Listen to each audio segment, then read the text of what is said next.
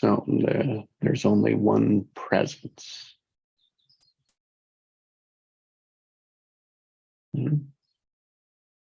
Individually and collectively. Me and we. It is one presence. The moment of now is only one presence. One present moment of presence.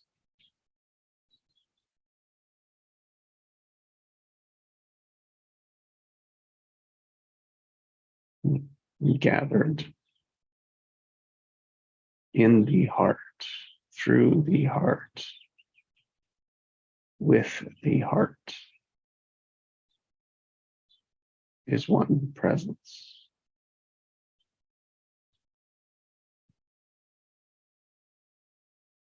Presence is found, discovered, practiced, and learned through the breath,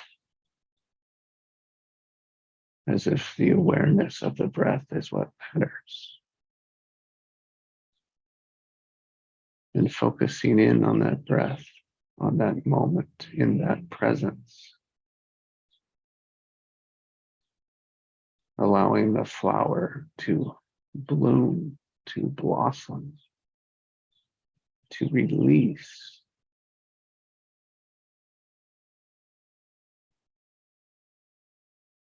Just from the presence.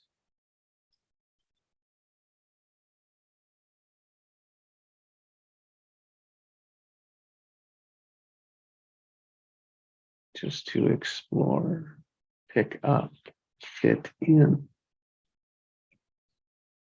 whatever is revealed from that presence. Since there is only one presence.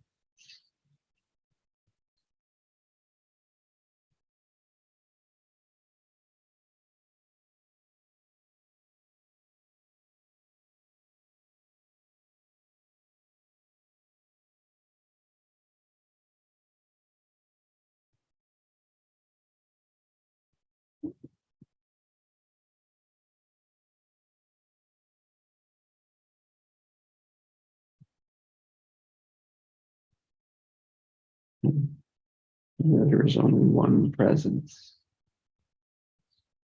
with a quiet mind, a joyful, open, curious heart.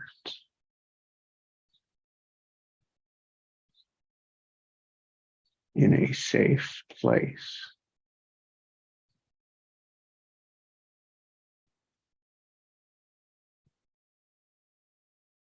Either alone and amplified together.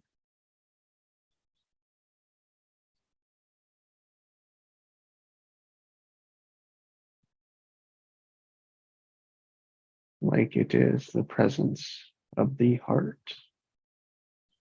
One heart, one presence, one beat.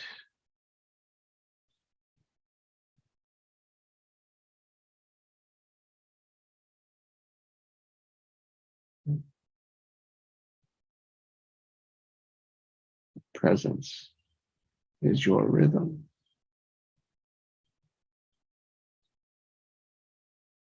Our rhythm, where our hearts are gathered together in rhythm.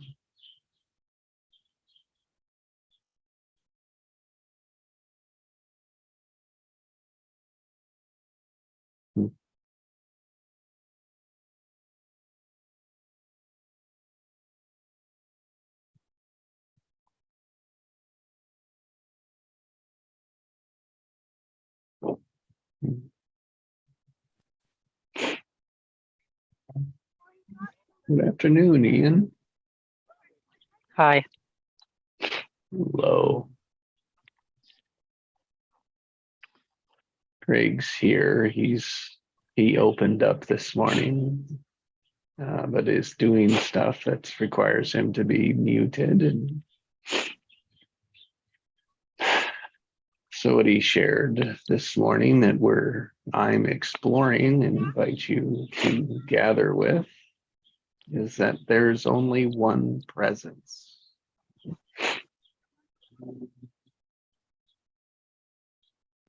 Only one presence.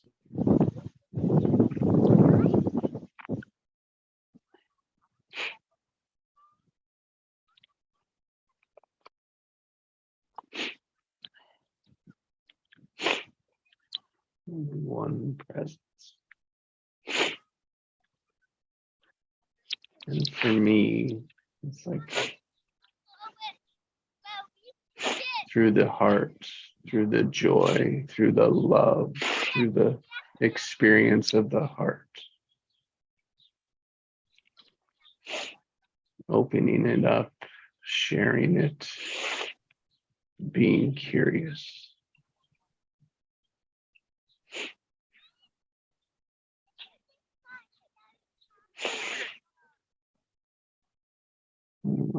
And thank you. I invite you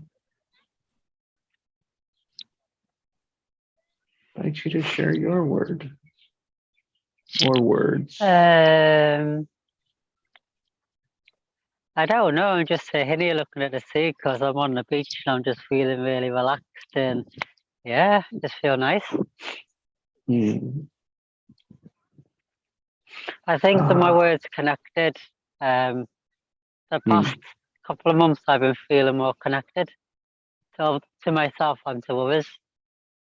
And because I'm feeling more connected to myself, I'm feeling more of a connection to other people as well.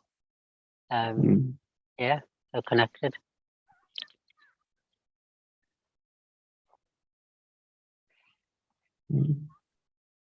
Connected, thank you. Well, I'm connected to you at the sea. In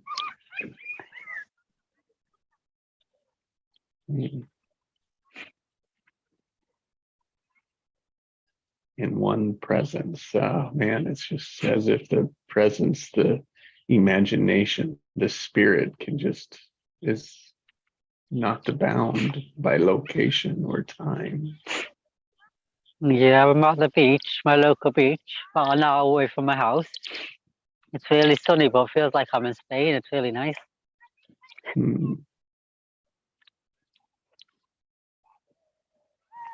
Just imagining that I'm in Spain on the beach. It's really nice.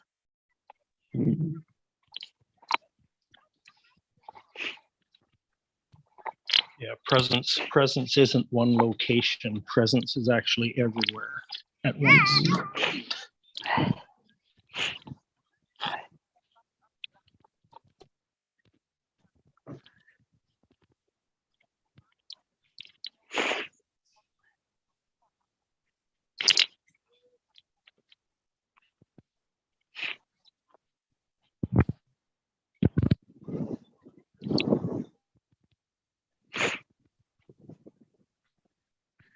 I wanted to share something with you guys. I wanted to see if you've experienced the same. Since I'm being more in my heart and not my head, I've noticed that I'm not really attracted to anyone anymore. I haven't fancied anyone for like 2 years, and I'm just not physically attracted to anyone anymore. And I feel like now, because before I was looking at looks, but now I need the heart connection. So it's like there's just not that, you know? Yeah. I don't know if you experience that, but I just don't fancy anyone anymore because I have to have that connection with anyone that I've met. You know, like that, just the connection, romantic connection. I looked so when I see someone good looking, it's just like, you know, it's like, did I just changed?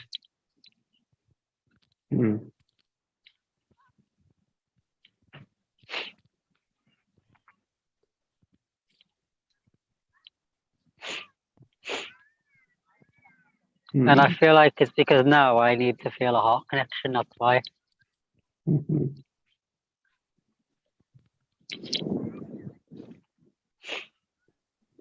Well, that makes sense to me, Ian. How I notice that is it's a deeper connection and at a deeper level. And, from an attractive standpoint, I look at still attracted to my wife, and yet there's deeper presence. And part of that is being aware of that energy exchange, that I learn from,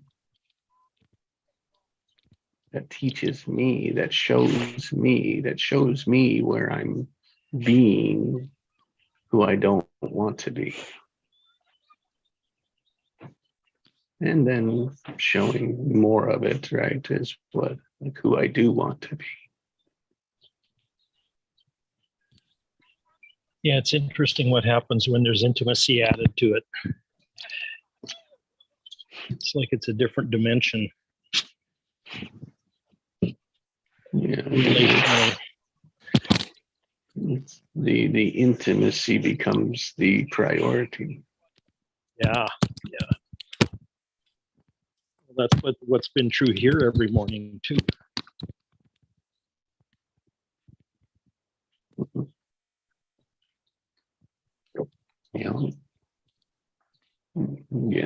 The authenticity and the presence, like gathered presence, bringing our presence into a whole presence.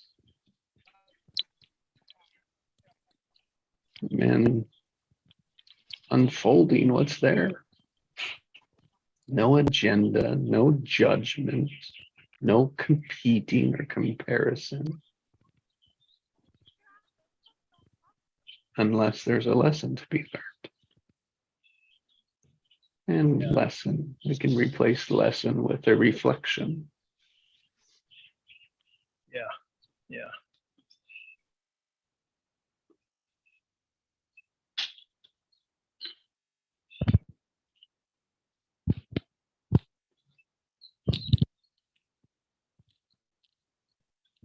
And then it's like the question comes, well, Ian, is that a connection? Like at a level, is that what you want?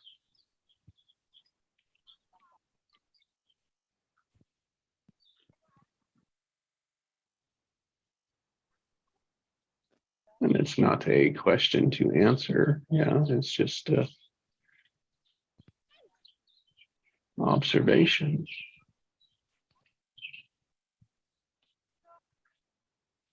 I think we can have both. And I think when that both happens, whoa, is that probably obvious.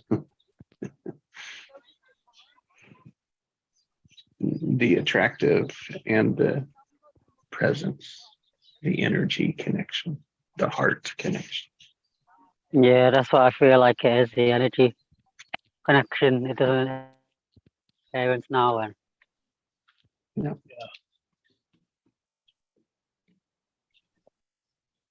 And and it's like a skill, it's a practice observing, which one attracts and which one repels.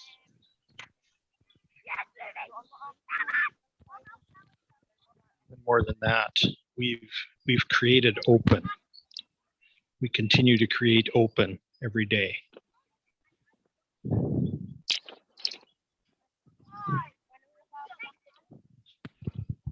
A spirit of reception, a spirit of reception.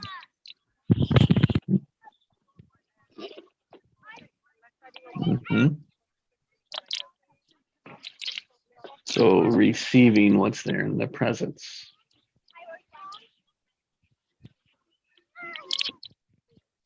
Giving and taking. So I did the taking, charged me this morning. Selfish, yeah.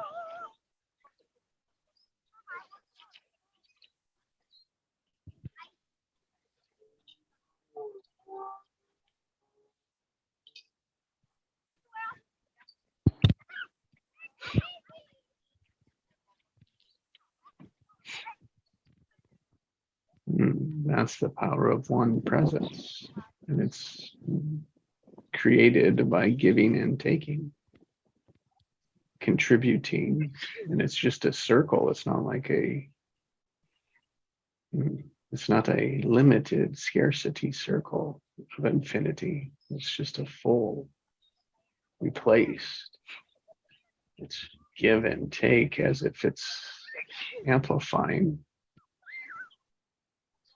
as it feels good when people hear us. That is the taking, when we've been heard.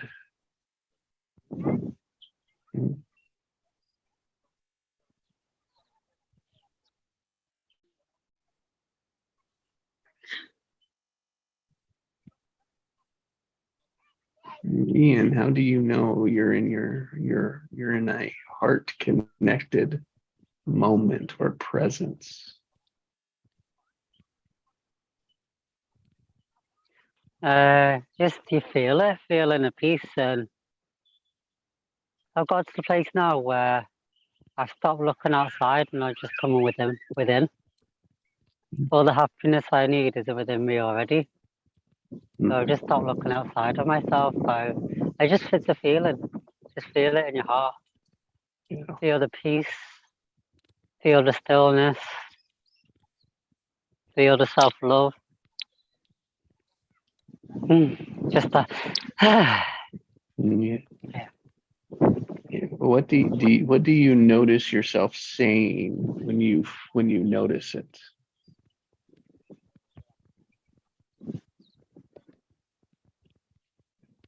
It's more of a feeling.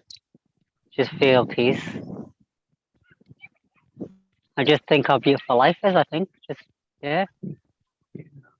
There's abundance all around us.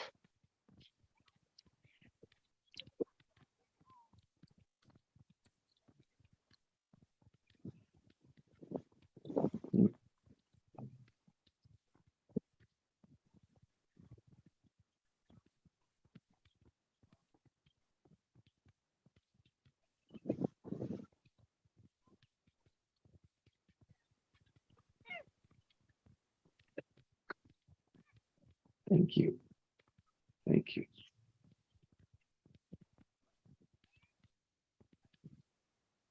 Yeah, there's presence inside. Mhm. Presence is inside. Yeah, that's why I feel it's inside, it's not outside.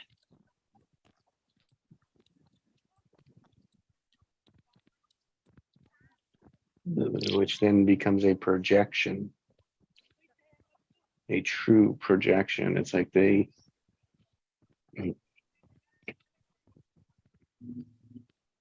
It's true, I've experienced it like, I'd say about 7 years ago, I had body issues and I wouldn't like wear shorts or a t-shirt and people would actually comment on my appearance. But now I actually like myself and I love myself. Nobody says anything. It's just like, I've noticed that how I felt about myself always reflected outside, but now I like myself, it's reflected on the outside. And nobody says anything, everyone's nice to me. So I've seen it, I've noticed it, like it's all an inside job. We're just mirroring everything. Everything we feel on the inside is just mirrored out to us on the outside. crazy, isn't it? If you don't so like crazy. yourself, yeah, like now, if somebody said something to me, which they don't, but I would be like, what is it within me that I don't like about myself? I've noticed it, I've seen it, I've experienced it. Yes.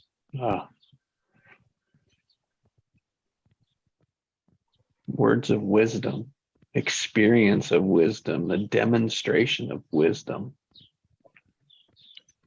and the strength and courage, of that level of presence, that level of coming to that realization for you. Yeah, because it is just all of that. For all of us, it's that pattern that we've put in place that was there to keep us safe.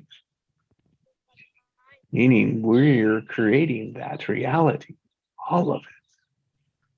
And we can shift it, we can change it, we can move it. But we have to step through that fear.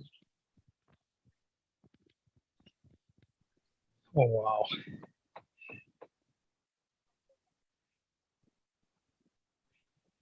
Oh, wow. I just got something really profound here. Oh, wow.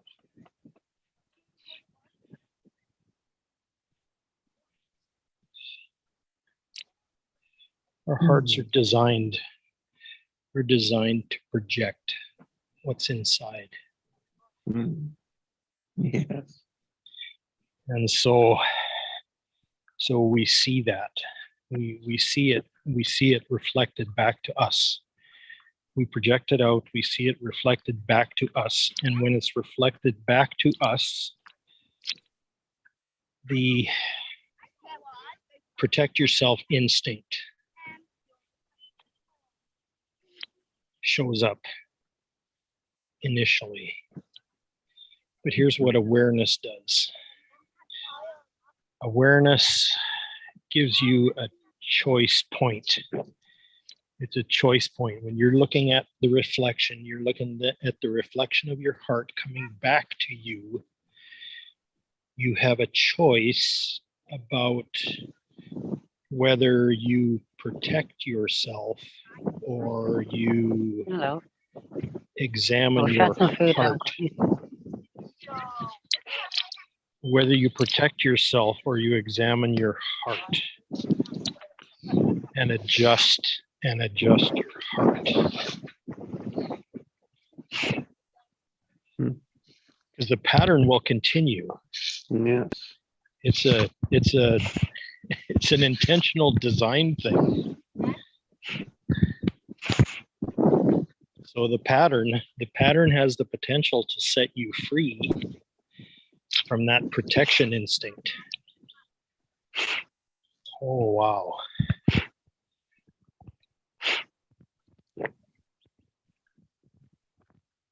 Mm-hmm. Through awareness, you can choose to respond differently.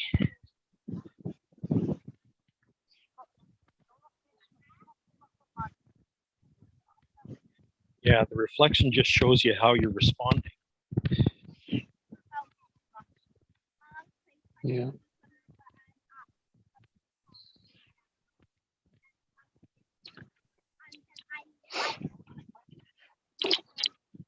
And the learned response, everything like the patterns you're speaking of, and as if we learn, and when I say learn, I go back to like my childhood, and where the heart is more expressive, expressing more of itself, and then at some point it learns not to. Yeah. And meaning it gets threatened, it gets hurt, it gets scared, and it's not just one thing, but it is a combination of things. Yeah. That begins to dim that light, dim that heart, dim that reflection. And what we start to reflect is what we see out there, what we believe, how we need to be. How we think we need to be. Yeah.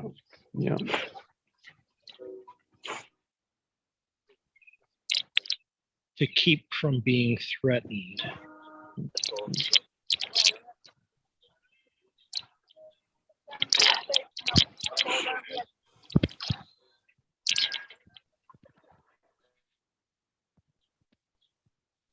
Wow. I always like that. Well, not always, but it's just a fascinating spot for me is to ask, how would a child work with that. And there's two ways. It's like one is the innocent child, and then is a wounded child. Yeah.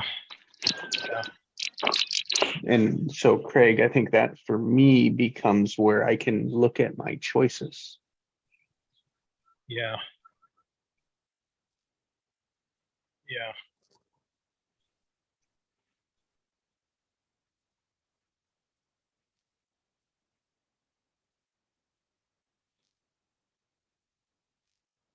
Yeah. And not in the heat of the moment, right? Not under pressure, not with pressing things around me, urgency, like a rush to take care of things. No, I can't see that then.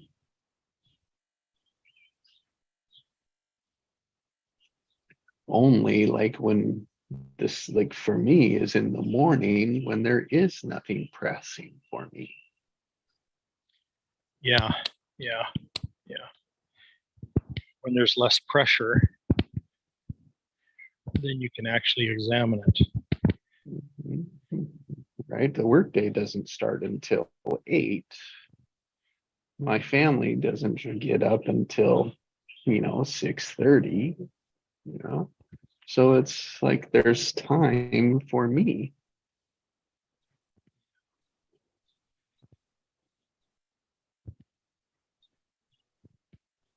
And more, 200 and some days, 209 maybe, that we practice this presence.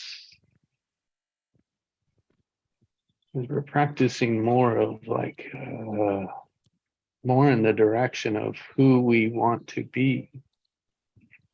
And the more we practice that, what we become aware of is when we're out of sync with. So two things are happening. One, we're building new patterns with repetition. That includes strength. It like strengthens the connections. And every 24 hours limits how far off track we get. Yeah.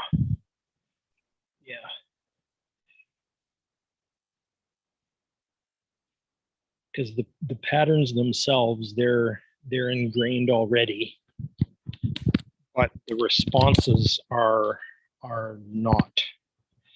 The responses become a pattern that can be interrupted and redirected. Mm-hmm. Yeah.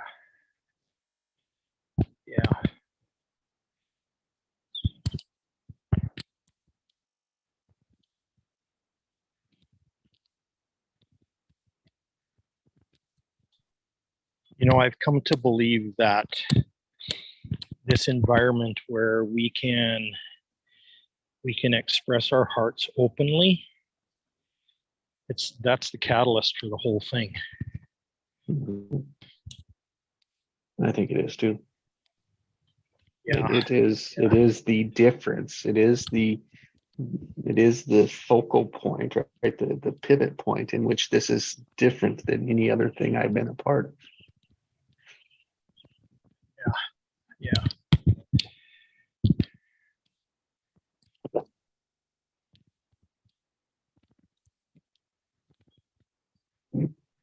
And if you think about everything like today's, everything is modeled after the education model. Yeah. There's a teacher, coach, preacher, boss, manager, right? Always someone that's a level ahead of us that we are granting that authority to tell us what to do. Yeah.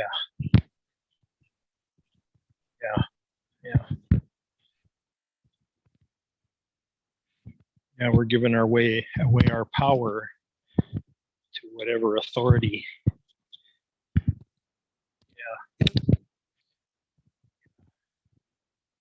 And different degrees of that. I call it different degrees, right? There's different ways, and if we can look at it, and we may not give our power away if we don't listen to it. It's like, no, I'm not connected with you. Your presence, I don't resonate with you. I don't hear you. I don't like, and we go somewhere else, right? We leave that.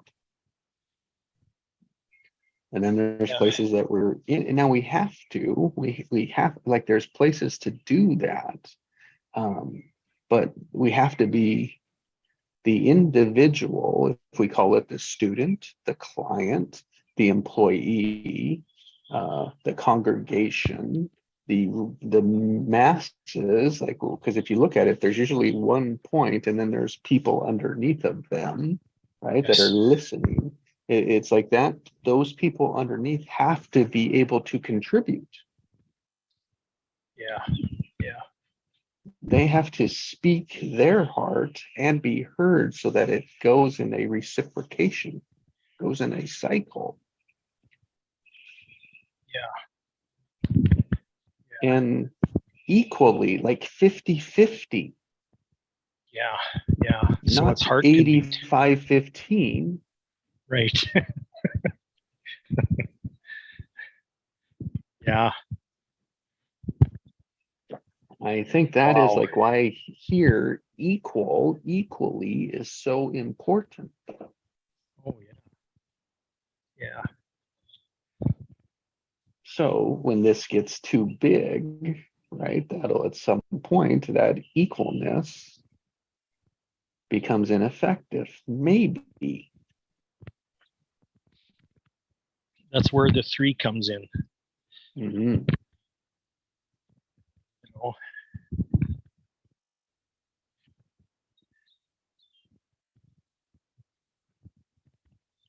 And you apply that, it's like, oh, really, as everything gets bigger, you do like, the tendency, as we look at, as expand those, the tendency would slip back into the old structures. Right. Because how else would you, quote unquote, manage that? Well, I think my response to that is passions manage themselves. And when people are free to select in with their passion, you have so much more expansion. There is no, like, people need the choice, need to be equal and free to make their genius choice. That is presence. Yeah. Not manipulated, not forced, not obligated, not contracted, like contract. Not guilty if they don't show up at church or to work or whatever. I mean, not that manipulation.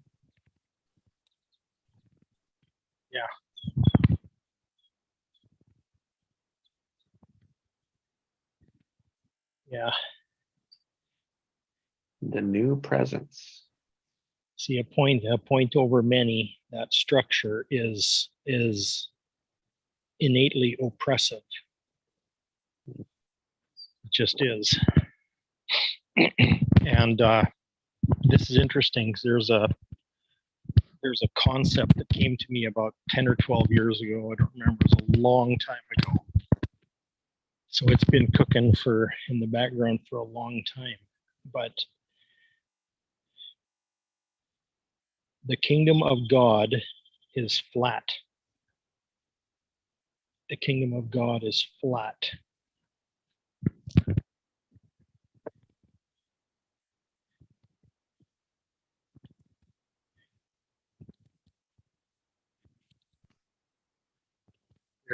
There is no sacred and secular. There is no divine and undivine.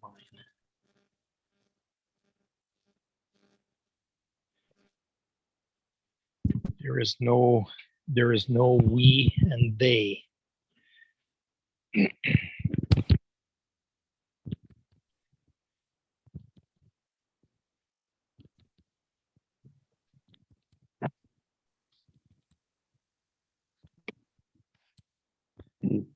No, it's flat. Yeah. It's inclusive. It's Equal. equal. There's no, I mean, there is the me, but that creates a we rather than a me and a them. That's a separation. So no separation. But as you said, like it's flat. What came to me was, but it's higher.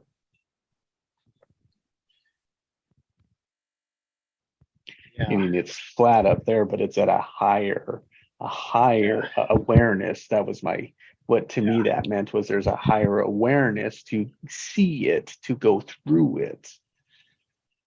Yeah, it's operating at a higher frequency. Mm-hmm.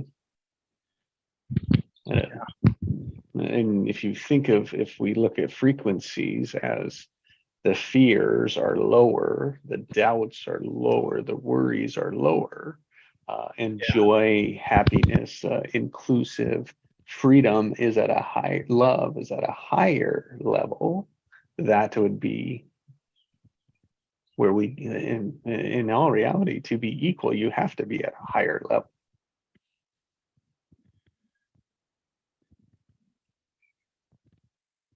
You have to respect other people. You have to be able to listen to them. That is why, like, why else would we be taught how to hear and how to speak? Yeah.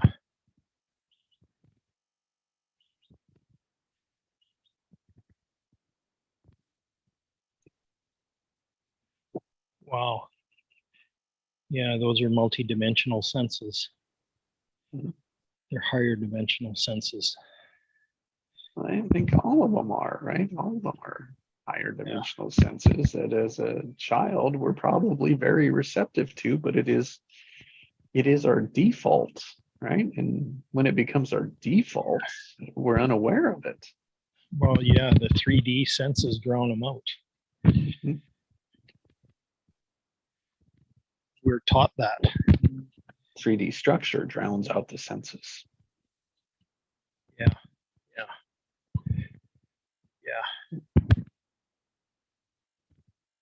I say the 3D is a result of what has been created from the past. And in the past, we've always come from a lower frequency moving towards a higher frequency. Therefore, what we see today is a result of the past.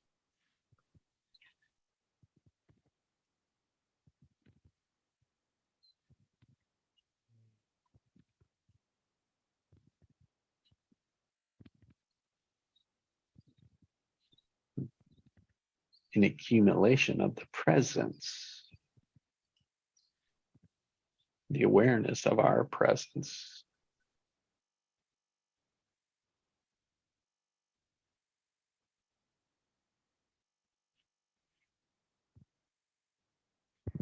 And we cannot enter it alone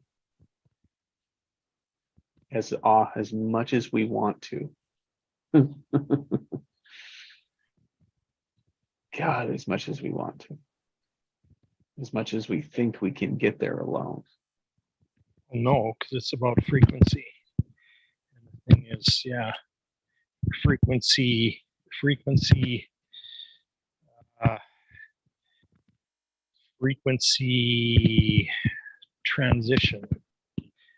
Frequency transition is a group activity.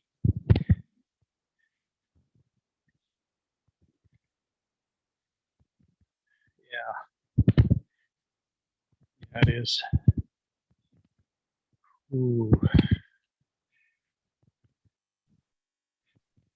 Yeah, it's that power of 3. It's interrelationship, interactivity, interchange.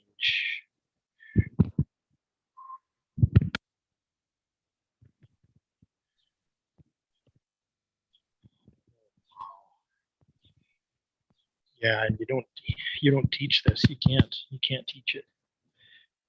It isn't teachable. It's only demonstratable. Demonstrate and practice together. Yeah, we can Is- only bring is people how it's into it. learned. Yeah. Yeah. Bring people into the experience, invite them into the experience.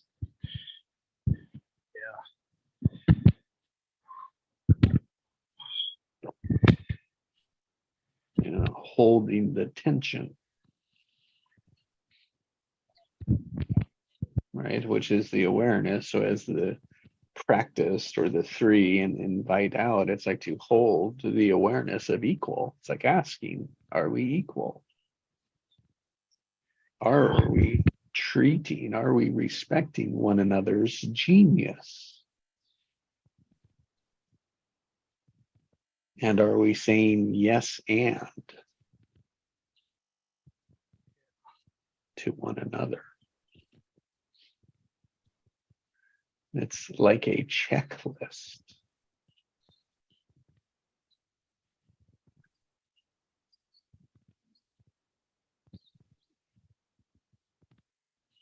As speakers and listeners, it's like a checklist for us.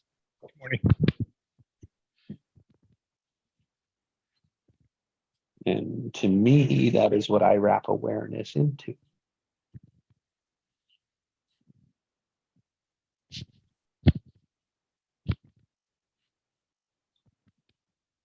And from that, it becomes all sorts of degrees. All of those have different degrees, and the degrees reveal the being.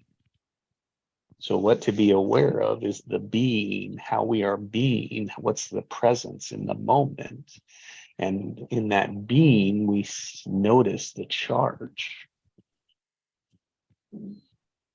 Expansive charges or constricted and limited charges.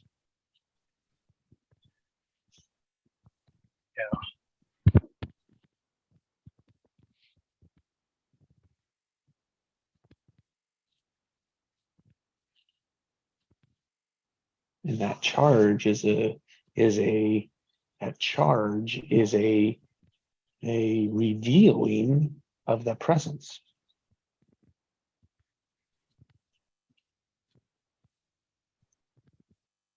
Yeah. What charge is present?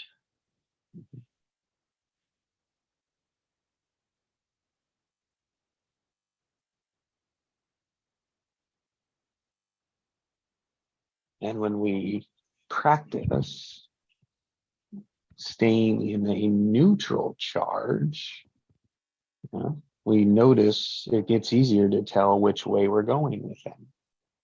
It's easier to tell whether there's a charge or not. Mm-hmm. Mm-hmm.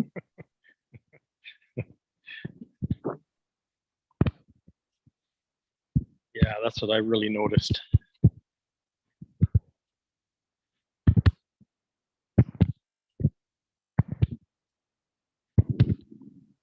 Yeah.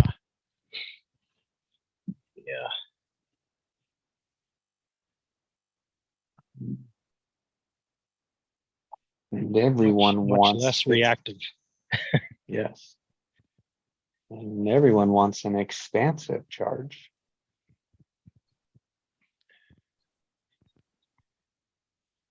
Well, yeah, and that's how we're designed as well.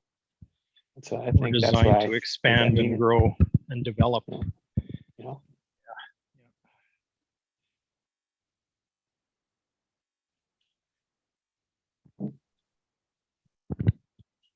And a counter to that is I already know everything. Right. I know what's right. We can rationalize that we are growing and developing. Mhm. We're actually not. Because we're attending school, huh? We're attending school and we're doing what we're supposed to do, and look at how big the internet has gotten. Mhm. You know what I mean? Yeah. While we're in the middle of creating greater damage than we ever have before. Following the same old structures, doing the same thing, just in with a different tool. more people are dying in much more vast different ways than ever before in human history.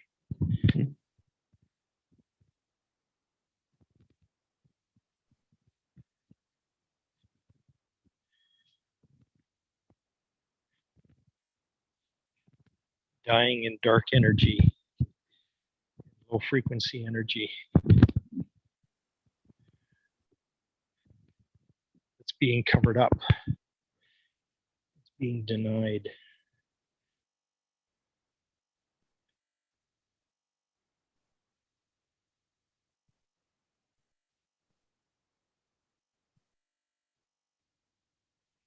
The truth of dark frequency can be rationally denied.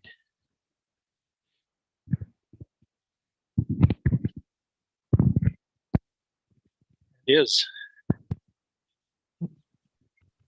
Is ignored. Yeah.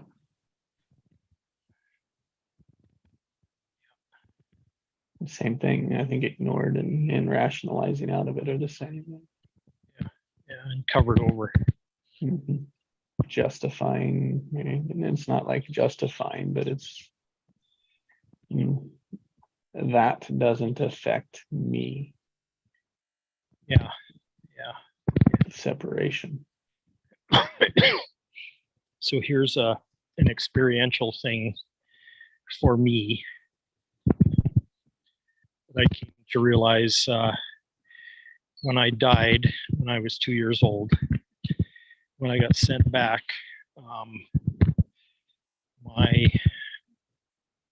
my body went into convulsions. Like it was shaking all over, and my mom told me that I developed a stutter. Like words wouldn't come out of my mouth.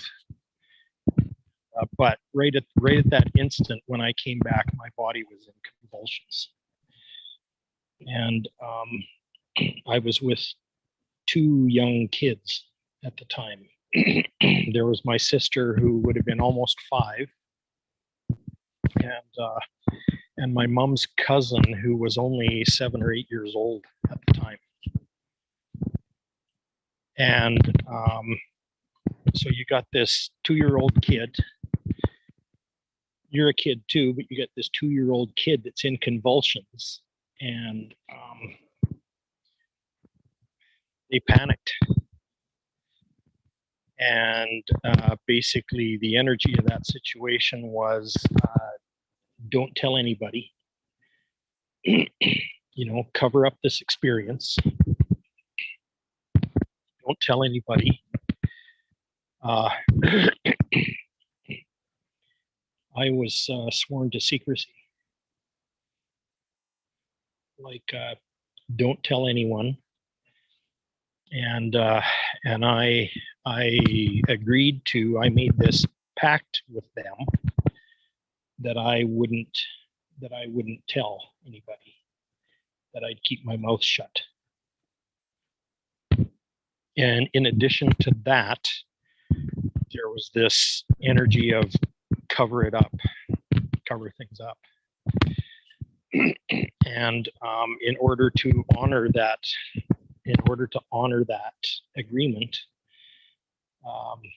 I covered everything up.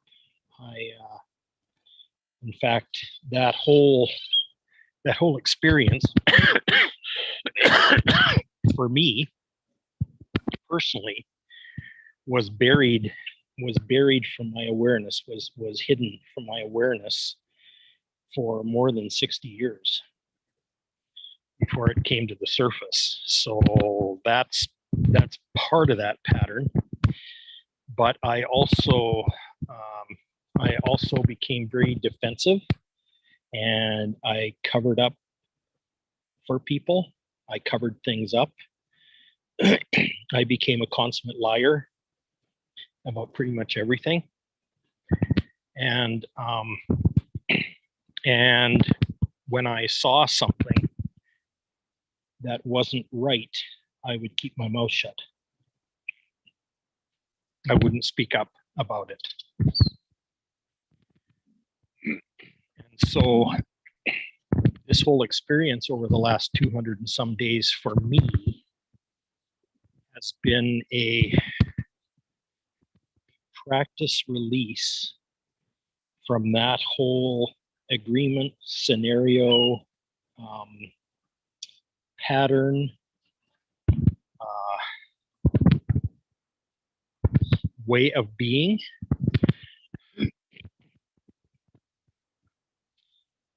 And what's interesting too is I've known for some time that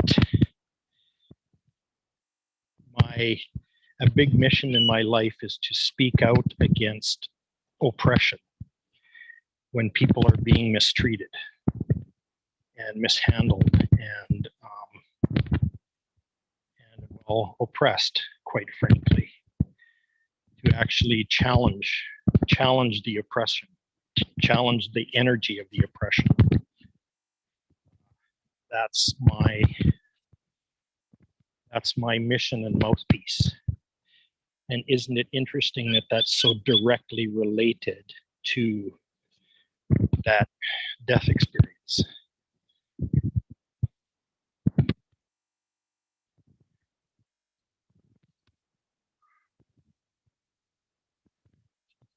Well, thank you for letting me share that.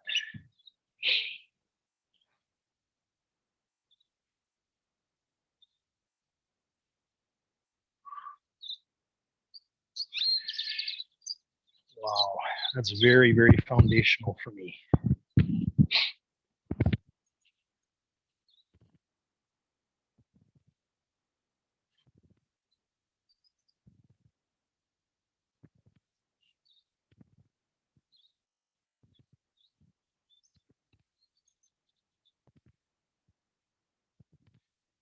That's one thing I've observed over the last year or so is my whole being is extremely sensitive to oppression in whatever form it is.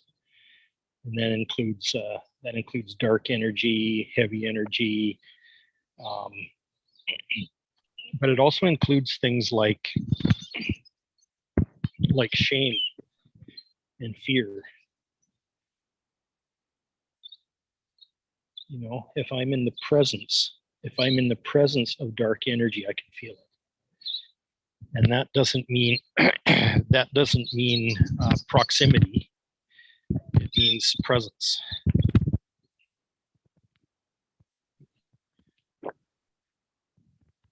Yeah.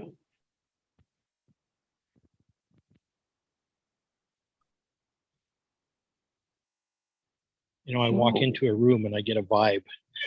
You know what I mean? It's kind of like that. That's proximity kind. But if I'm even participating in a virtual event, I can feel the energy of the event. Like I can feel the ambiance of it. Mm-hmm.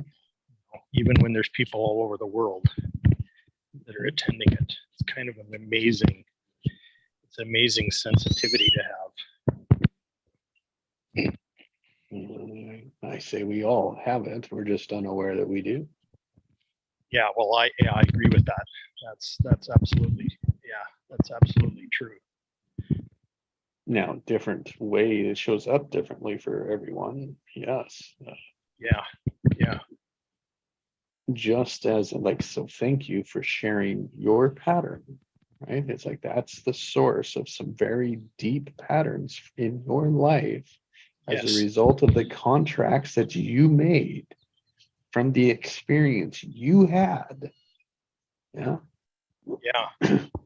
And there's other people that would have very similar responses as that, like outcomes, and it wouldn't be exactly that, but many people did the same thing.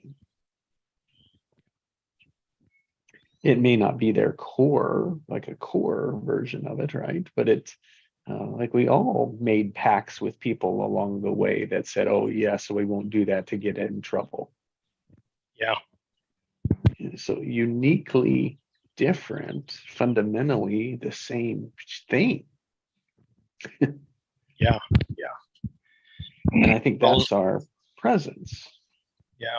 Yeah. What's interesting too is that the memory of that was buried, Mm-hmm. like deeply Yes. buried. You know, Forgotten. hidden from view, forgotten. Yes. Because we said we would never revisit it again. Yeah. And so covered up, you bet. Right. So when your body's damaged, what does it do? Repairs itself. Right. And so it will repair itself by building up barriers around that. Yeah. In all reality, in your knee, you make a scab. That's right. The best way is to would have been to just let that go, right? To let that emotion go at the moment, to not hide it, to not cover it up. Now that would have produced something else, and then you would have lived probably a whole different life. Yeah. But there would have been some wounding in all of it. There always is. Yeah. Now I don't know if it has to continue that way. That's like going forward. I don't know. No, that's my point. It doesn't have to continue that way. I don't think so either. Because the thing is, after that experience, there were after effects. Mm-hmm. You know, things like recurring nightmares. Just in your stuttering. I mean, your stuttering had stuttering too. Implications. Stuttering was part of it too. Eventually that went away. But you know what's really interesting is every once in a while I stutter. So there's still kind of remnants of that are kind of left in the system.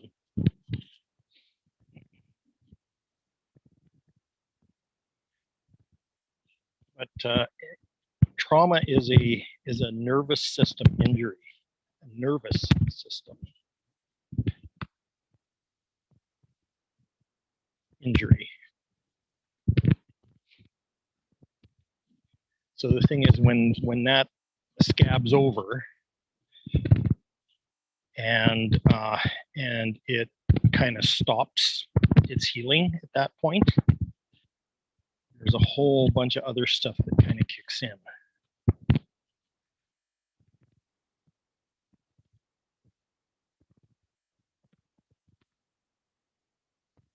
And develops below the surface, you know, unconsciously.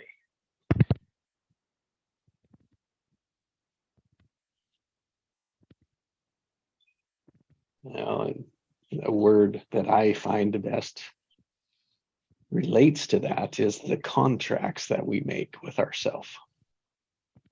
Yeah.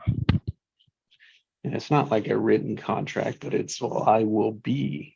Yeah, well, then I must show up this way. Then I have to be this person. And then as we tell ourselves that, that is what we begin to do and respond. And it, you know, from a child's perspective, it's the best, it's the only way. Yeah, it becomes the only way.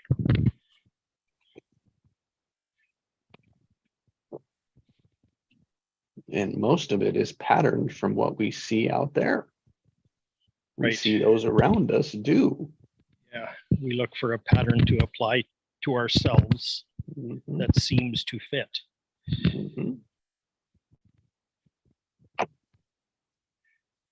So what's a 2-year-old's concept of cover this up, keep your mouth shut,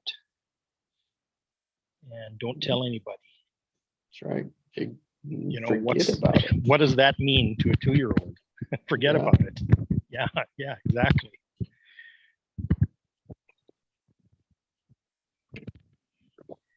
What I'm coming to realize is that that whole experience and the timing of it was very intentional. From a super conscious point of view. From the path your life took point of view. Yeah, for the path my life was meant to take. Like it's like my soul journey had some very distinct milestones in it Oh, that would create the person that I've become for very specific altruistic reasons. And it's so That is- intricate, it blows my mind. yes, that is still unfolding. Correct.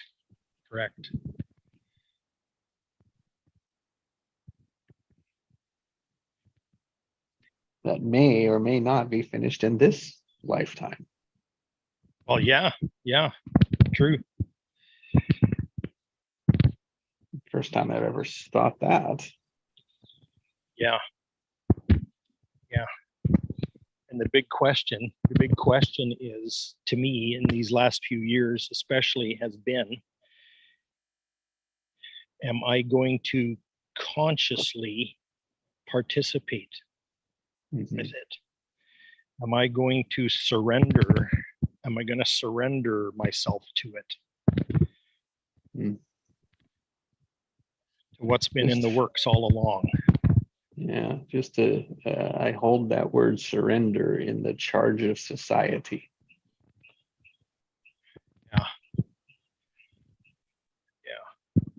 Because I believe, here's my point with it, I believe it is the appropriate word, the powerful word for this situation, for this presence.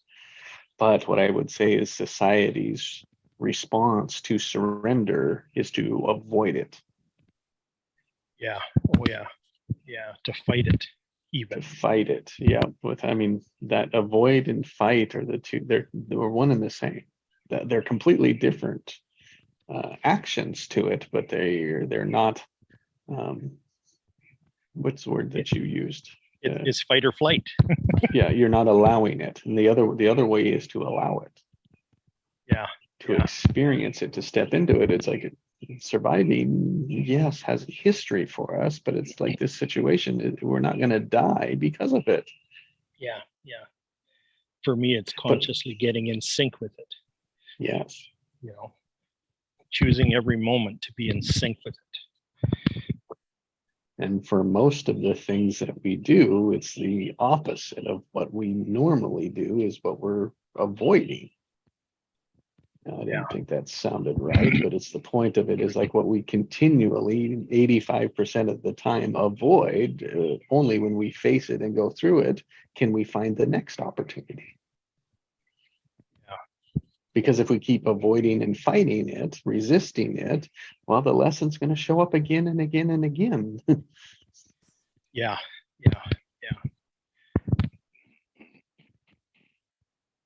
I don't want that. That's a waste of time. Yeah. So I beginning in 2007, the issue of chronic pain, like extreme chronic pain, showed up for me. And when it first showed up, I fought it tooth and nail. I just, took every bit of my being and laser focused it.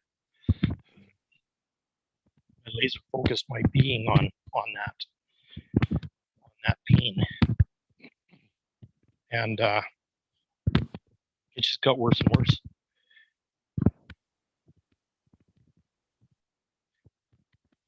And it didn't help that I kept going to doctor after doctor after doctor that couldn't help me, and spent a lot of money trying different drugs and crap like that, and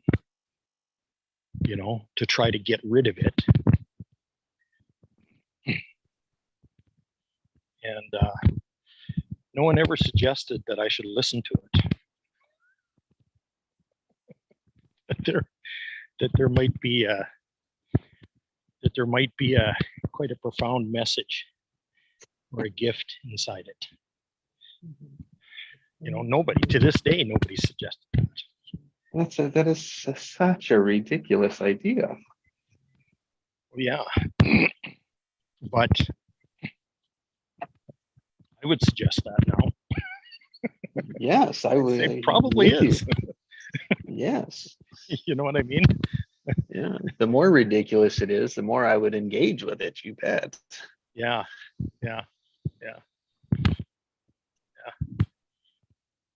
seems so damn crazy, but it's Yeah. I'm with you, man. That's what awareness does.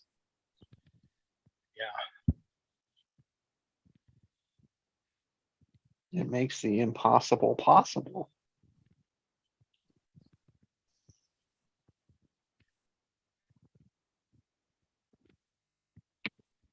How else would you create miracles?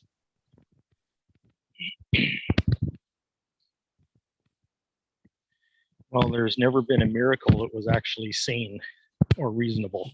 That's why they call them miracles. Because they're not supposed to happen. Yeah. Ridiculous. And so surprised when they do, and we really enjoy more of them. What fascinates me is that we don't recognize them, so we push them away. So when that chronic pain showed up, I could have seen the gift in it right away. Yeah. That's right. Had I known that that's what it was. Mhm.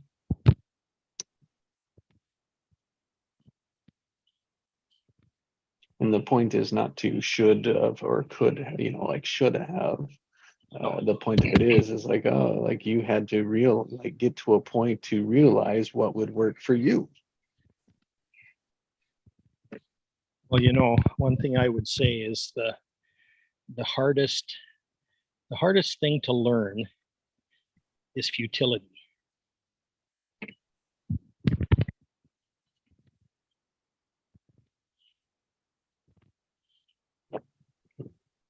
The hardest thing to learn is that fighting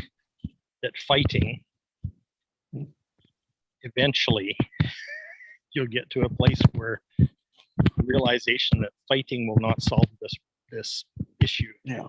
I mean, that's what I mean by futility. Like yes. It never works. It makes no sense to direct energy in opposition to an issue.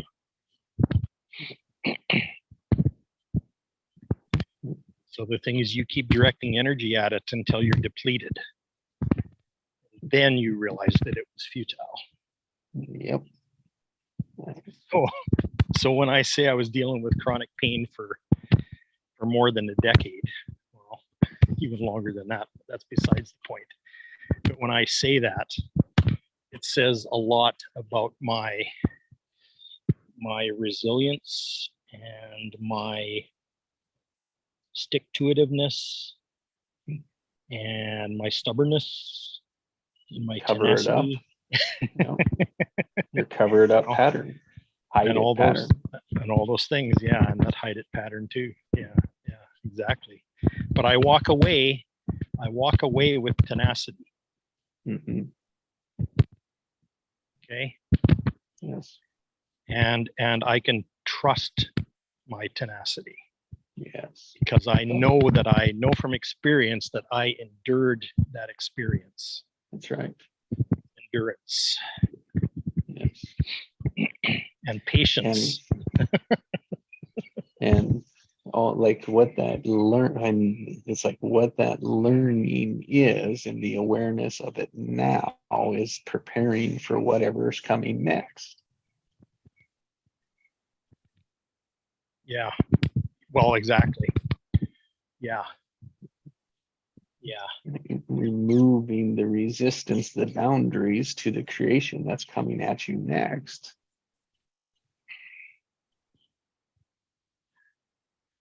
Yeah, everything we've experienced up to this point has just been preparation and practice. Yeah. And the next one will be too. For what is coming. Yeah. That's right. Because we've allowed it, right? We've stopped fighting it. We've surrendered into it and allowed it, then it's like, oh, now we can really begin to benefit from something new. But even the fighting it is beneficial. Mhm. That's kind of my point, is that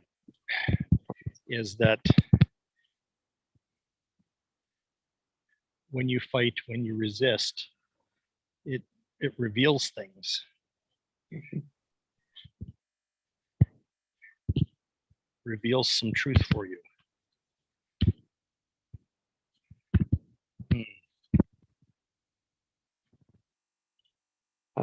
Yes, it does, but I think it's also like that lesson to learn. If we're going to call it, like, we're fighting it, we're resisting it, there's some lesson, something to be learned, something to be observed, and that's something to be aware of it.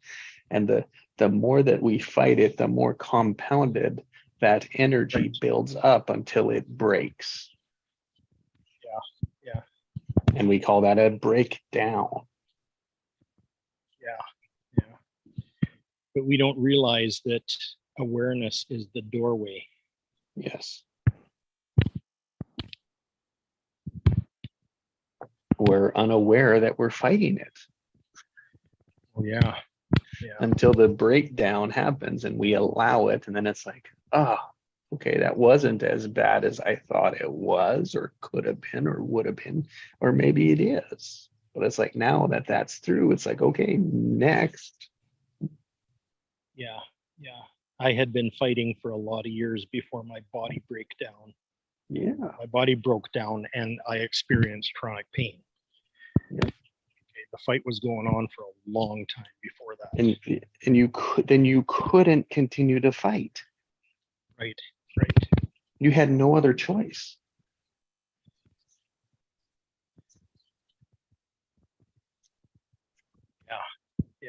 Yeah. You had to surrender. It wasn't an option. Right. I mean, it's like, now we say that it had to happen that way, but then the other side of it says, well, you didn't have to do that either, now that you know that. But only going through it is the experience, right? It becomes the truth for you. It's the learning. Yeah. Mm-hmm. Learning for me. That had to go that way, but it didn't have to go that way. Better yet, it had to go that way for you. It doesn't have to go that way for someone else. Correct. There you go. That's a better way to put it.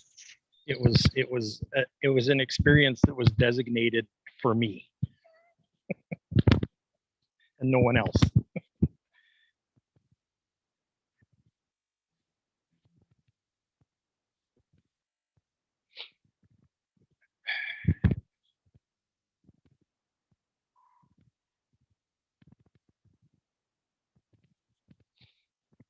Wow. I've never looked at this deeply before. So, Jesse.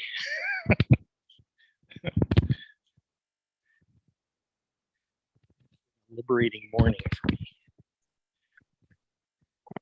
And nor in our alone presence or by ourselves could we. Well, true. So I think of, like, I bring that back to, there's only one presence, and the presence, when we're present with ourselves or present with others, it reveals so much more. Well, and this is another thing that came up too just now. We need feedback. Yes. Interbeing. But understanding feedback. Intentional feedback. Mm-hmm. What's the difference? Exploratory feedback. Yeah. What's the difference?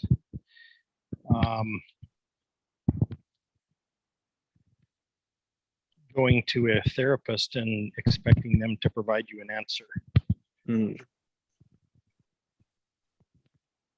Okay. So when we that entered one into that this one today, point again. Yeah. When we entered into this today, I wasn't looking for any answer for anything. Yeah. were just exploring. Yep. That's what we were doing. And exploring whatever came up. And as I came into this morning, it was about the heart. Yeah. It was about opening the heart. I was like, that was what I was preparing for the morning. Great. Yeah.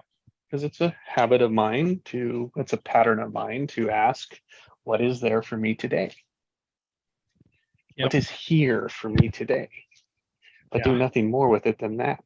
Yeah. And I did. There was a little charge to it. It's like, oh, it's like a little different flavor to it this morning, right? There's a different structure today to it. Oh, I wonder what we can do with it. Yeah. Yeah. Yeah. And that structure is very fluid. Mhm.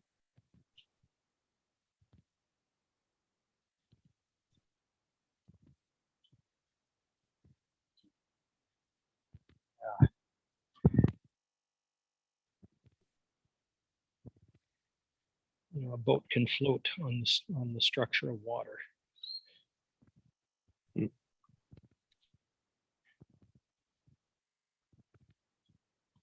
And the structure of the boat matters.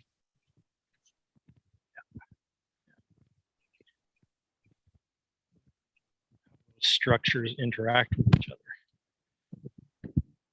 And the intention has structure too. Yeah.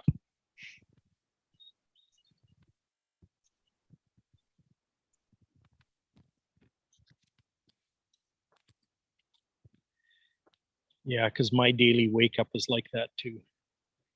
It's like I'm really open. And we do I it. start each day with a big question mark. Yeah, Big open question mark. 7 times 14 hours compared to other people that do 1 hour once a week. Yeah.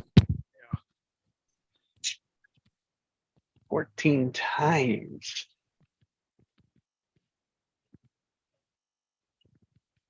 The speed and frequency every week. Yeah. 56 times every month.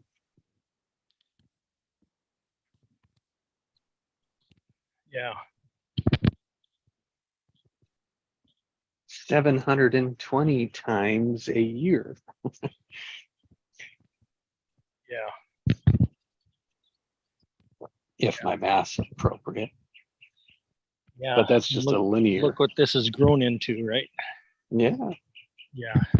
It's beyond measure already.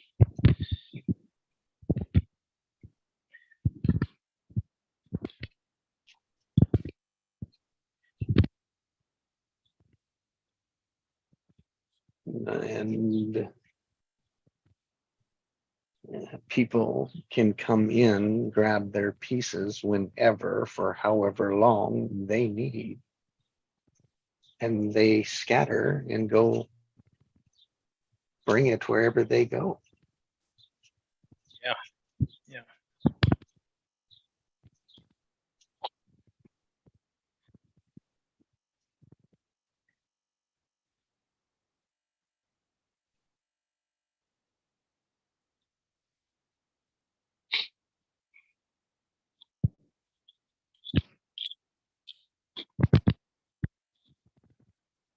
Hmm.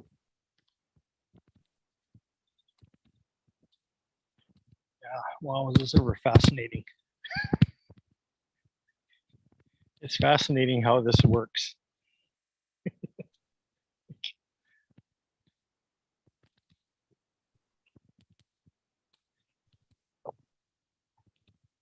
Well, yes.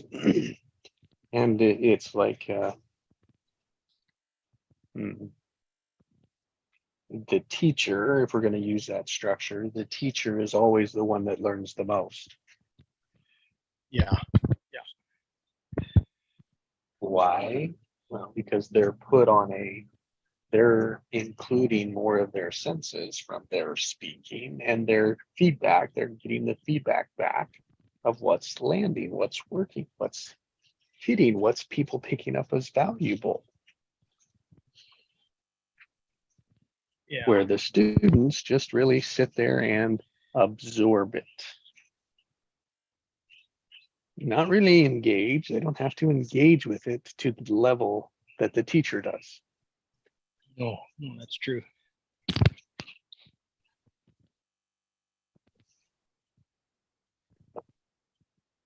That's the example. That's why equal works.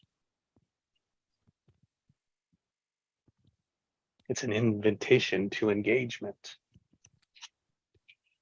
And just that invitation to engagement causes the resistance. Yeah. You look at all the people that have participated in this over the days, and they're not here today, which is interesting too. Yep.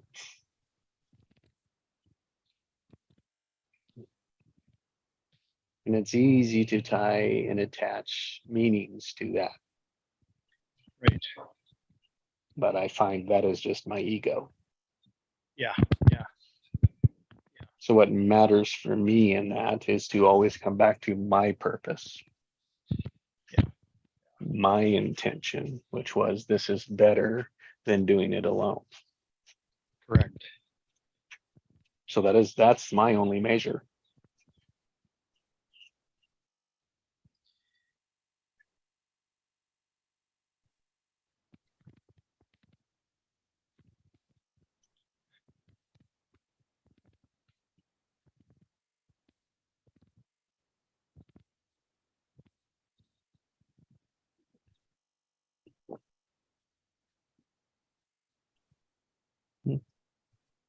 Until that intention changes.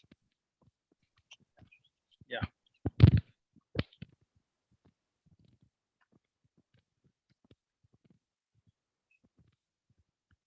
No, I gotta say this is the most valuable activity I've ever engaged in.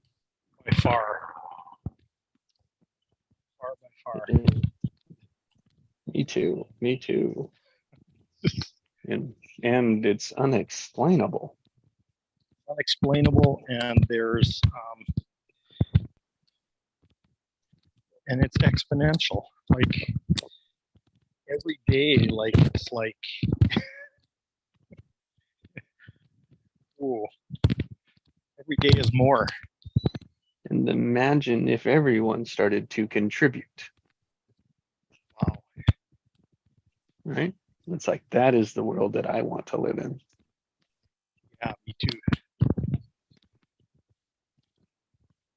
And what is that world? Well, it's one where people can be equal. Yeah. It's where people's genius is invited to come out to participate. Because we need it. The world needs it. And for us to learn to start saying yes and what's next, figure out how to say yes and, because no is just the automatic. No is just the choice.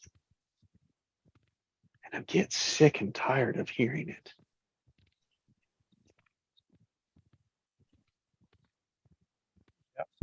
It's the most constricting word there is.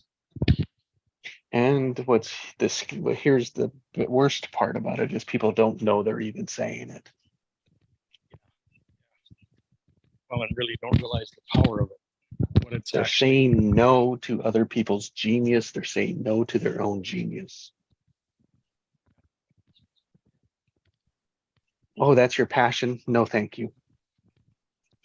Yeah, exactly. But I'm your partner. Yeah. I'm not saying no to you. I'm just not saying yes.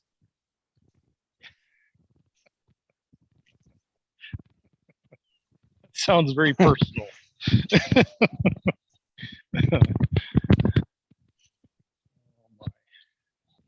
Well, and not personal. I think it's, but yes, it's, but also, um,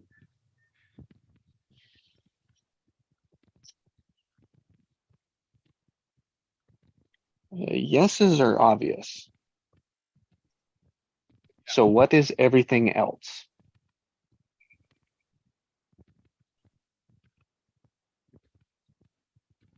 Yeses are very obvious. What is everything else then? Everything else is no. That's what I think too. So, I mean, that's how I've been able to view it when I say I'm looking for yeses.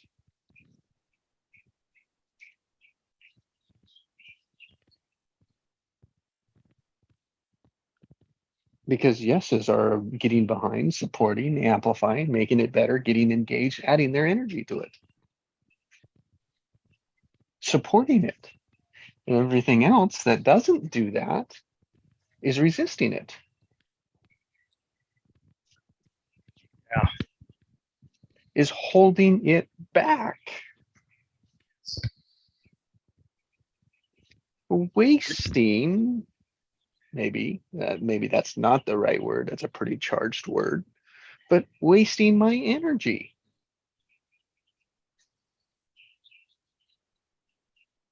Yeah. Everything else is constriction.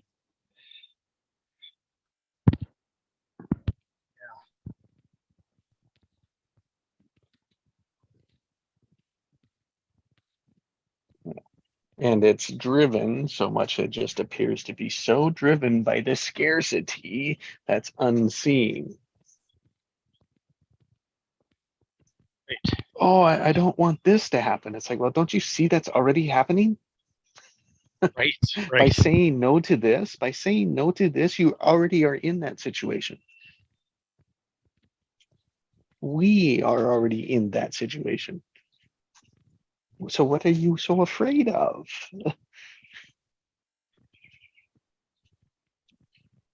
It's already happening. It's already in it. It's already there.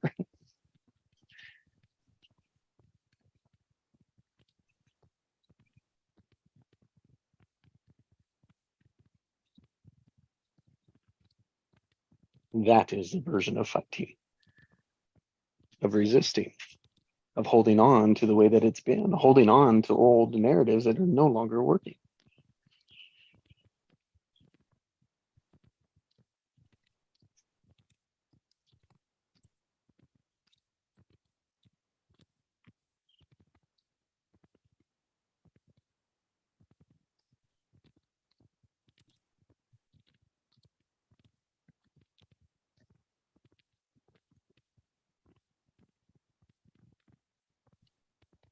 And because it has to go in a sequence, it has to go linearly, it has to produce it this way. Right. Right. As if there's no other option. That's right. So which way is it going to go?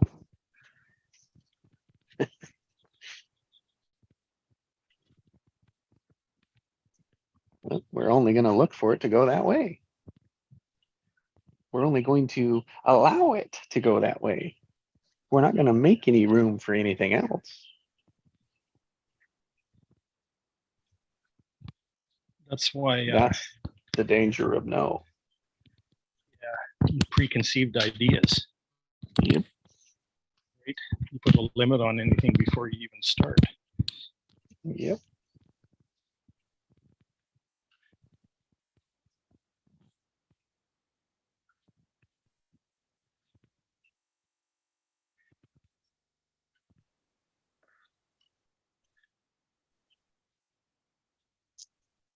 So how can your preconception be open?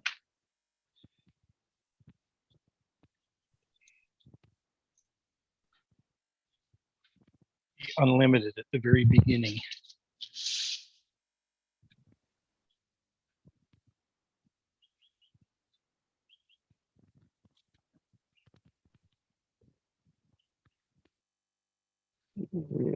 has to be aware of the limits.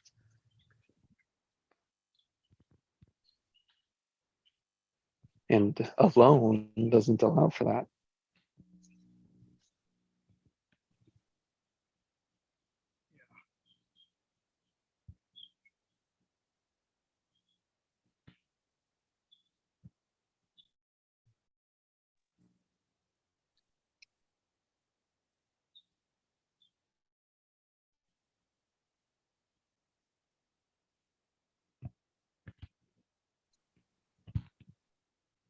Yeah.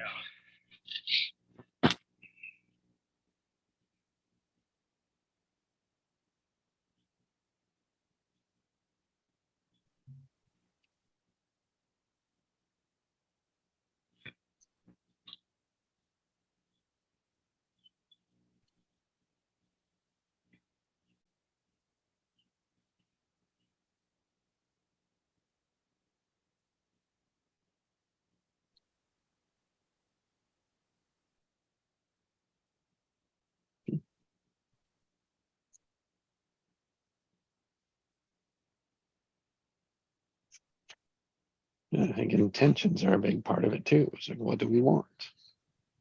That not like how we show up here is not with the agenda of that it has to look a certain way. Yeah. It's more about as it unfolds, we say, oh, look, that's that. There's that. Oh, it could be this.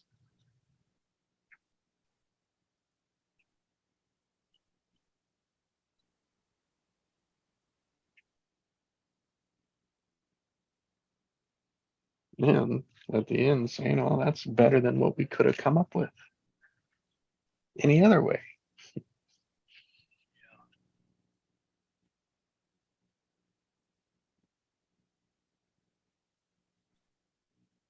Yeah, we prove that every day, day Mhm. after day after day.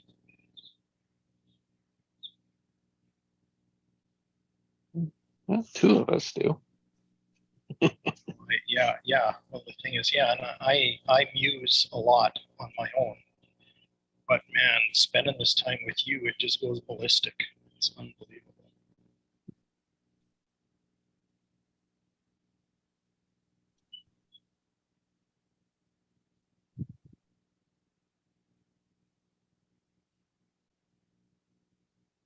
Like, I'm just considering the ground that we've covered today. It's like, man, that's a lot of ground.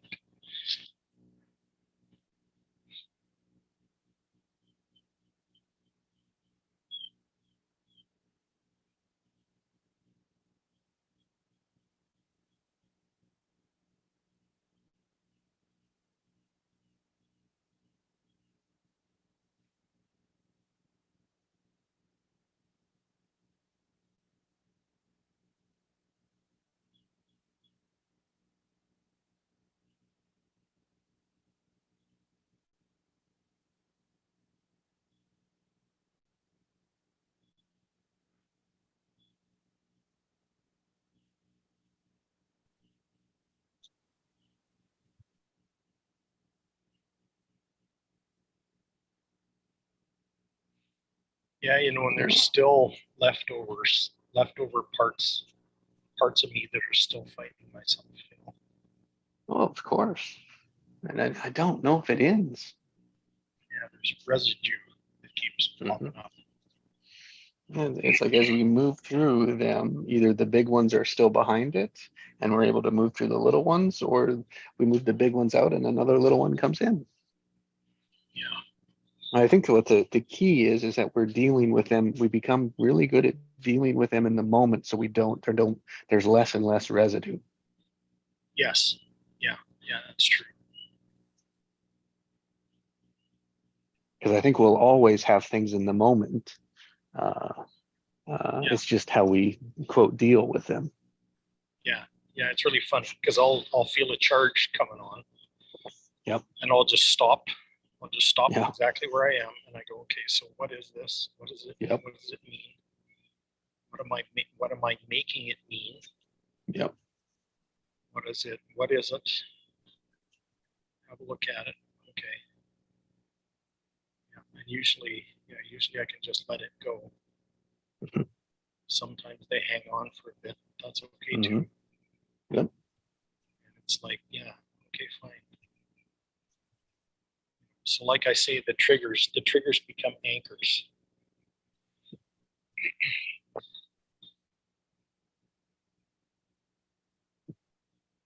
Very similar experience to mine.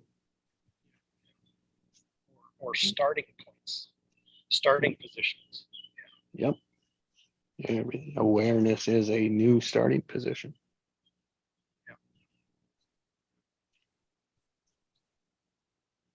So I wonder what could grow out of that. Mhm.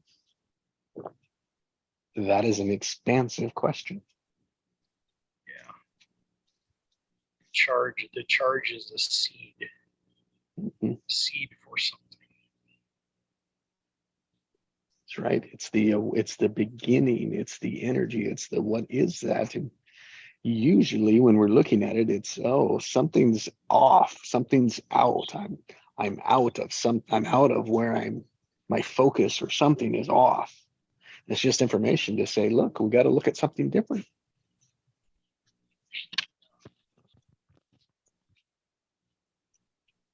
Or something to be aware something's on its way. Yeah. Something's coming. What is it? This is my first inkling that there's something new on the horizon.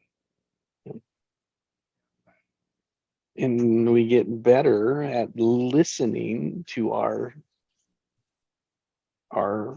presence. Yeah. Listening to our presence. Here's something that really fascinates me too, is that through the I Ching and gene keys, as I think it was yesterday, Joe introduced us to. All of those gene keys are matched to amino acid foursomes. 4 amino acids come together in that, and they create codes in our genetics. Okay, and in that coding, there is a start codon and an end codon. It's the same structure that's actually used for digital files. So you'll have in a digital file, you'll have a descriptor that says what the file is, what the name of it is, blah, blah, blah, and all that kind of stuff. And then there'll be a chunk of code that's a start. It's a start flag that says that after the start flag, the data comes. And there's data until it reaches an end flag, which means that the data part of the file is over. Okay. So what's very interesting is the same thing is true in our DNA. There's a start codon and an end codon. And the start codon is very prevalent in my gene keys design. The start codon, which is really freaky because pretty much everything I've been doing the last couple of months is about preconception and the spark that starts the fire and all those kind of things. And that's the start codon. So it's written in my genes that I be doing this work.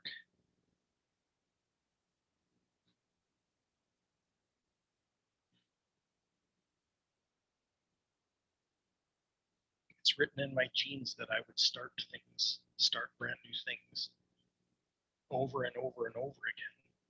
In fact, my well-being depends on it.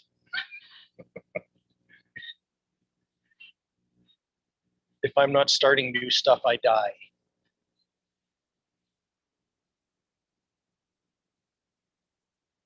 Mm-hmm. And that gives you information of what start looking for. Well, exactly. Yeah, it gives me a huge awareness and a huge sensitivity for energy that's new.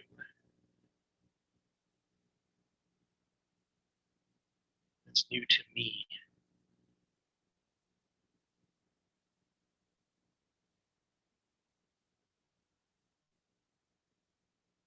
Those are those little inspirations that no one's ever had before.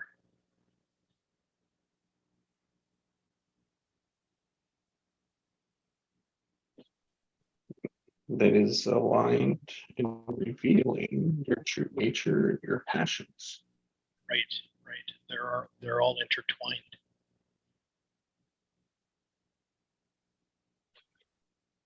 And what's next as well. Yeah.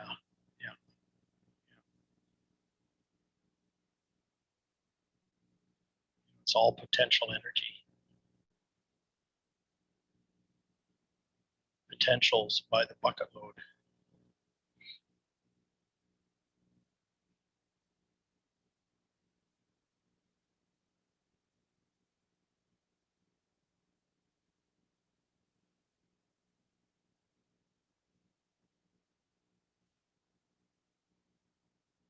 And the presence and the awareness around that principle.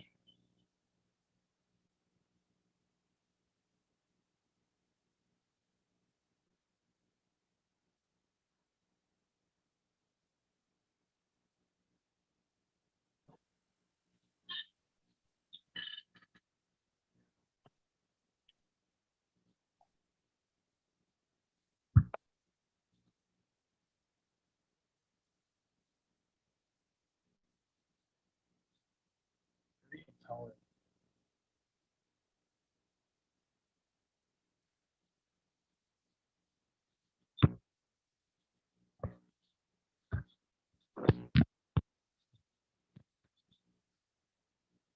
It's something very unique that I have to work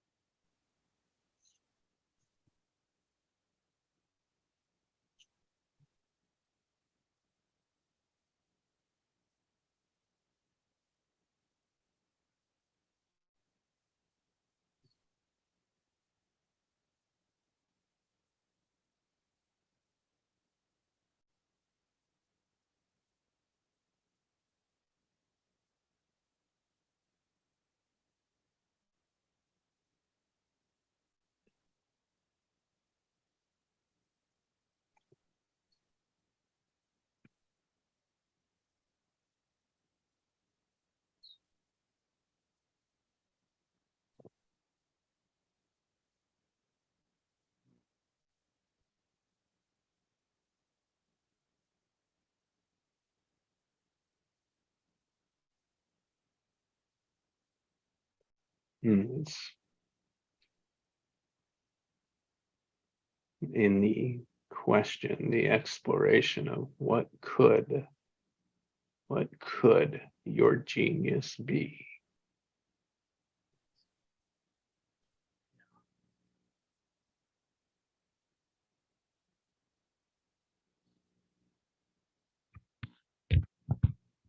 Asking that question more often.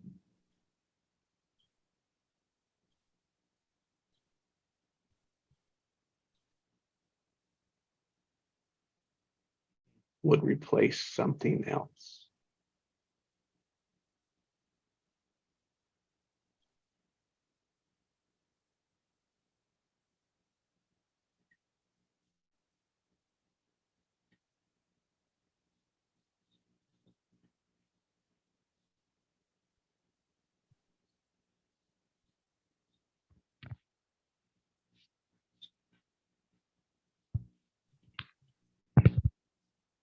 And And so in presence, it's like if we come together, we create that presence of what could our genius be today.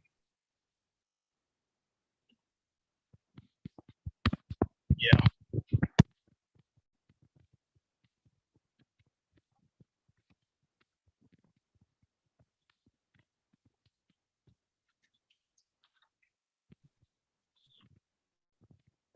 That is the only structure that is needed.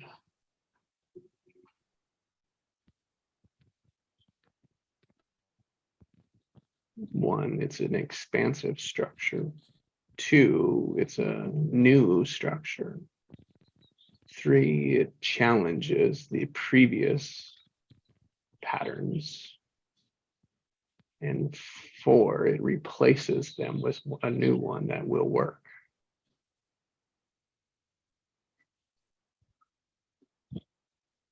Are you suggesting that could is a structure? No, it is. And people are fine with could. I would say people resist the genius. So putting those two together creates a moving structure, a amplifying structure.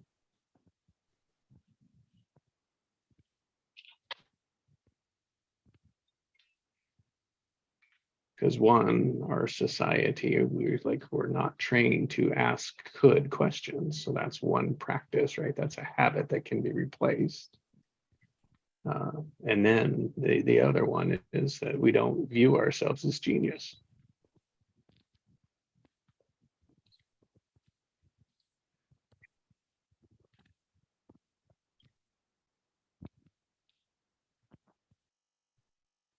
So it's almost as if that is a very powerful starting position.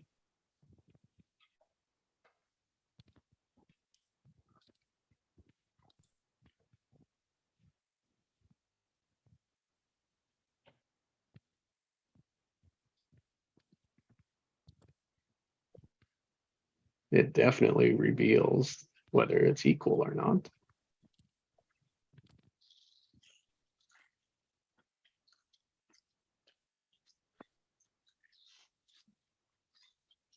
Reveals if there's any resistance, and if there's resistance, it more than likely will show up as the genius, and it works because we're asking the question that does work.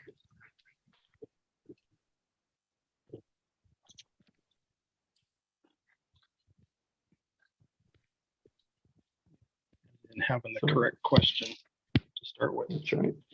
Yeah. Correct, or a powerful one, because then the question begins to create the reality that we will see. Yeah. Yeah.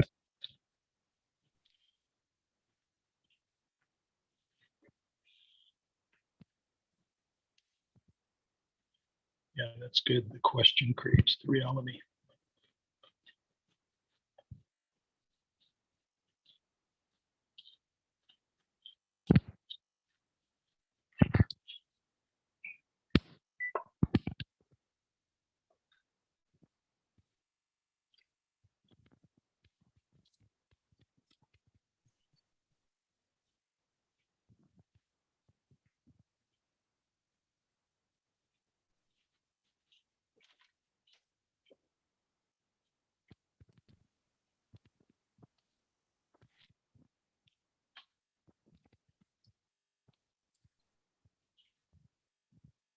It creates a curious presence.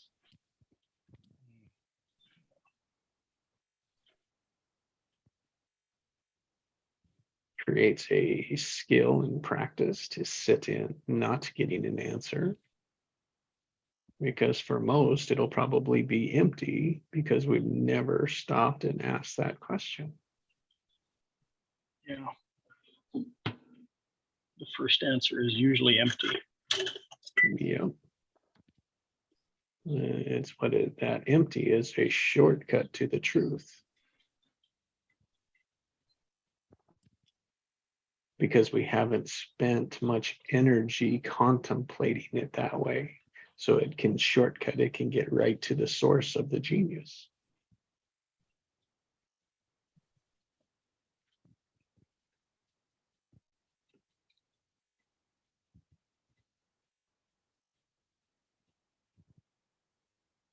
And I'll say when we were genius was before we put these structures, these limitations in our way with the words and the feelings and this, how we were supposed to be other than being ourselves.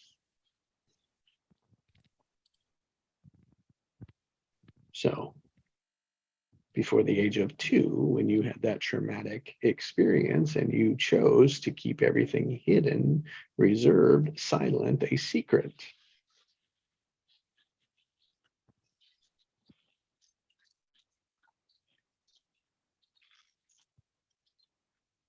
We all have choice points in our previous history of that, but we can say that the genius was our early on self, our childlike innocence. And whatever damaged, whatever hurt, whatever caused pain to our genius is what we've protected, what we're defending, what we're not allowing. Yeah.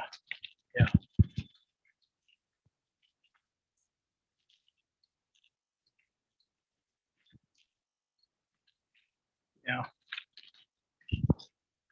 Because here's the thing I've discovered too, is it's like the trigger happens when I sense that same energy, that same quality of energy.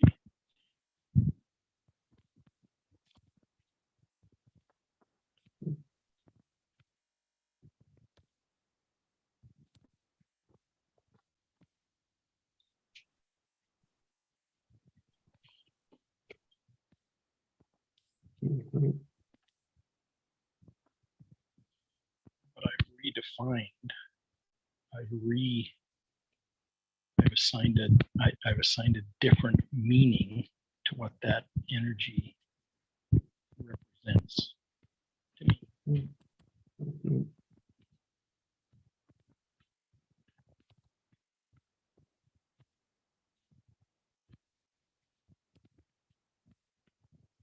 So when I feel that energy now, it's not a trigger, but it's a testament to my genius. Mhm.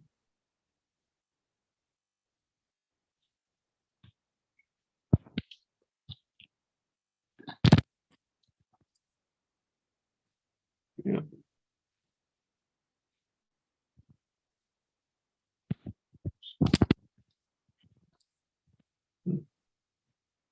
They allow us to live and experience life fuller.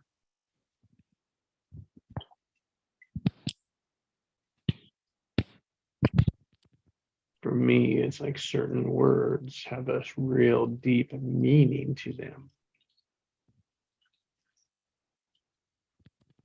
And they become the concepts and the experiences, such as I don't know.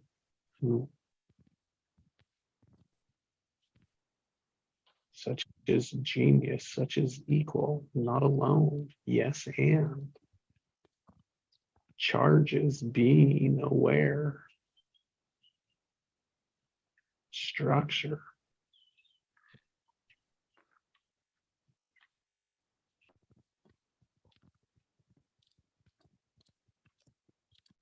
Gather, breakthrough, scatter, focus, observe, relax. What do I want? Why I can't? And the obvious action. All of them. Powerful words.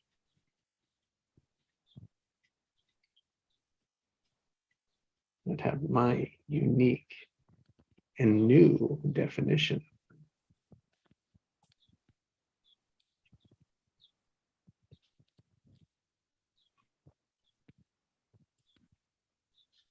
An ever growing presence.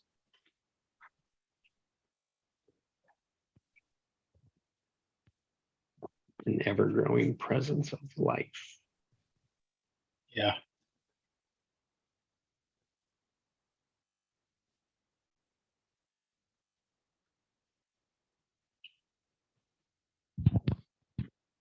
That is what could be my genius today.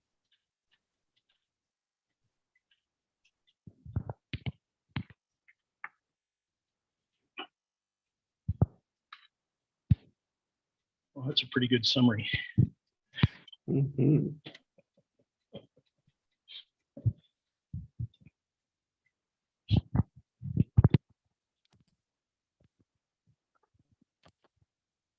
A good scattering point.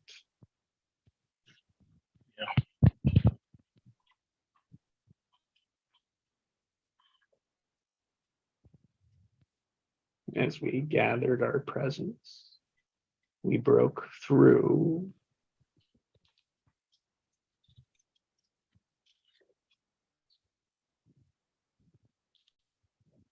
barriers, restrictions, limitations, contracts.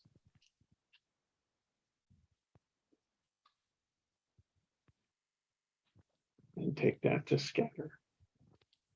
Scatter that throughout the day where they show up, where we see them, planting new ones to be harvested again in the future.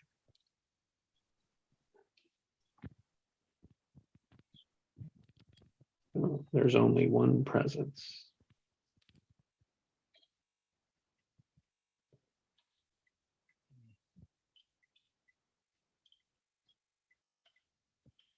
Yep, only one presence.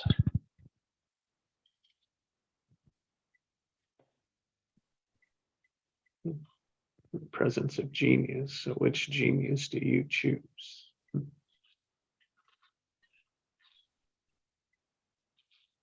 Which genius could you choose?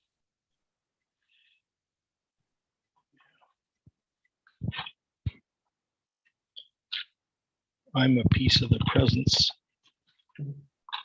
and a piece of the presence is me. But there's only one. Yeah.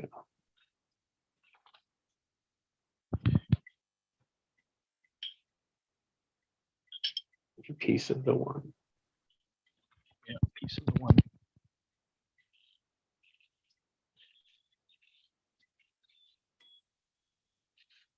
I am the presence having an individual experience.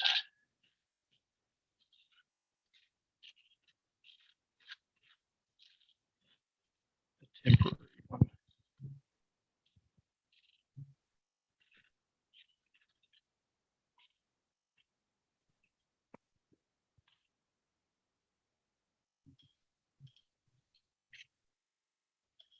Temporary experience.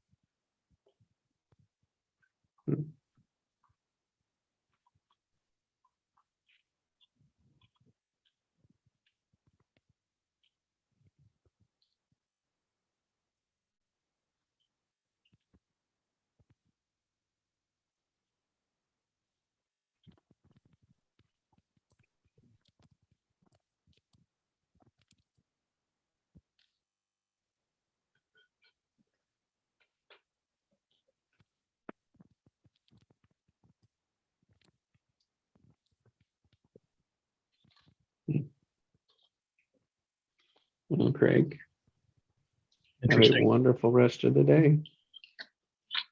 Oh, well, you too, my brother. Mhm. Well, I will. Oh, wow. We did some amazing stuff today. Mhm. Whoa. And what matters is the obvious action. Like, the action to take next.